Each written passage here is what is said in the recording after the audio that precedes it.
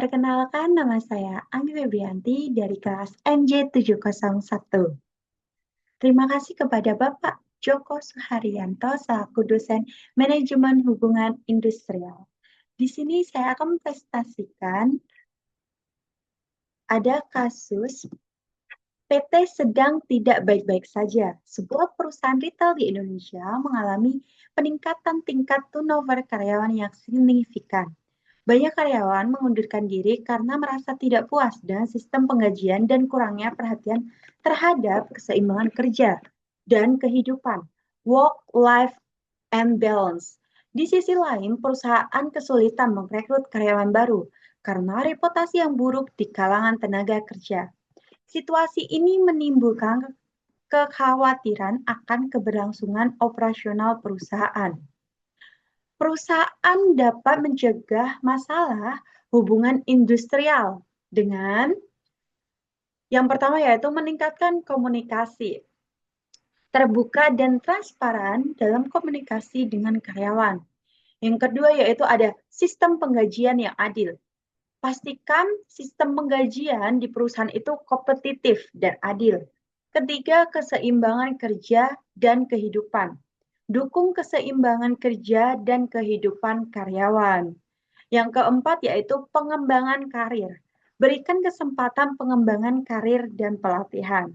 Kelima, ada menciptakan lingkungan kerja yang kondusif. Pastikan lingkungan kerja nyaman, aman, dan mendukung kesejahteraan karyawan.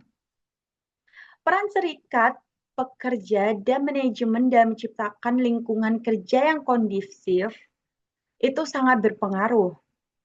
Serikat pekerja yaitu perannya ada mewakili kepentingan karyawan. Terus selanjutnya yang kedua meningkatkan kesadaran karyawan tentang hak-hak dan kewajiban. Ketiga ada mediator antara karyawan dan manajemen. Keempat yaitu perannya mendorong partisipasi karyawan dalam pengambilan keputusan. Selanjutnya yaitu peran manajemen. Yang pertama, menciptakan lingkungan kerja yang nyaman dan aman.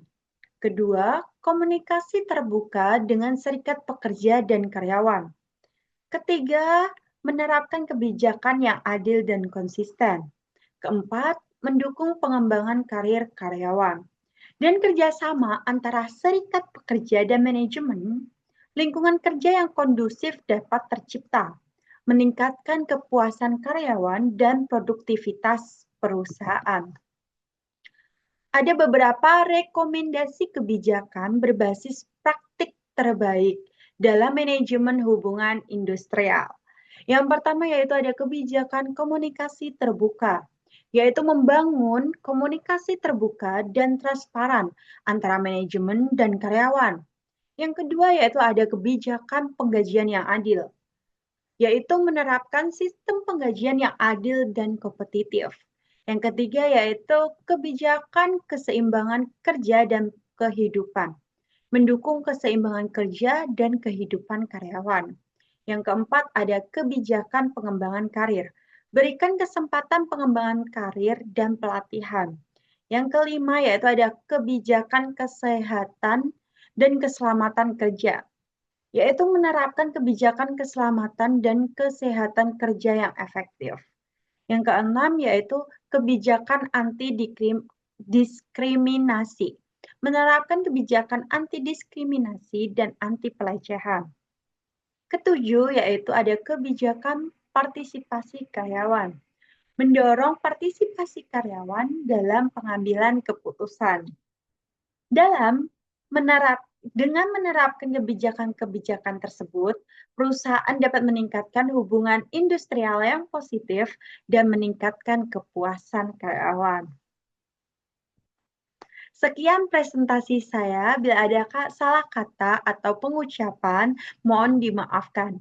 Dan terima kasih. Wassalamualaikum warahmatullahi wabarakatuh.